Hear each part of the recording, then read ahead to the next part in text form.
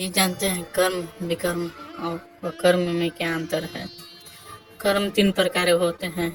कर्म पहला कर्म अच्छे कर्म, दूसरा विकर्म बुरे कर्म, तीसरा अकर्म निस्वार्थ कर्म। कोई मनुष्य किसी क्षण कर्म किए बिना रह ही नहीं सकता। सभी प्राणियों प्रकृति से जुड़े हैं। सांस लेना, सांस छोड़ना, चलना फिरना, सुनना, जगना, उठना बैठना स्वाभाविक रूप से होने वाली कर्म है। कोई भी मनुष्य प्राणी स्वाभाविक कर्मों को त्याग नहीं कर सकता।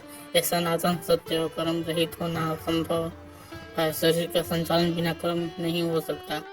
कर्म के बारे में आइए जानते हैं। कर्म ईश्वर के प्राणी जीव कर्म के अनुसार सृष्टि की रचना की है, उसका नाम कर्म है। अर्थात जैसा कर्म वैसा फल। विकर्म निष्पराध कर्म ही विकर्म है। स्वभाव से विपरीत कर्म भी विकर्म ही है। मन वचन स्थूल शरीर से किए गए हिंसात्मक कार्य जैसे चोरी झूठ और लोगों को ठगना, अखंड बुरी नियत से किए गए कार्य विकर्म कहते हैं। जिन कर्मों को मनुष्य अपने मन से के नीचे गिर जाता है उन कर्मों को यहाँ विकर्म कहा जाता है। शास्त्रों को निश्चित कर्म को नाम दिया जाता है। विकर्म का निष्ठा में ले जाते उदाहरण लिए जब अपने जहरीली बीज बोया, अब उससे जो पेड़ तैयार होगा उससे फल भी निकलेगा, लेकिन हर फल जहरीला होगा, उसे खाने वाला जहर फैलेगा। यह विकर्म विकर्म है।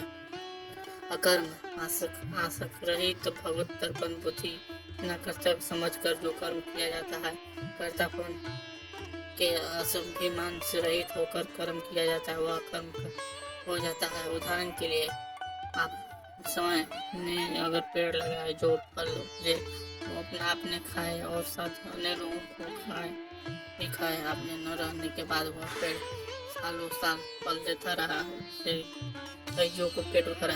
जब आप उस फल को खाएं उसके बीज वो उठी फिर दोबारा तो कर्म है। दूसरे की सद्भावना के बारे में सोचना हुआ कर्म होता है।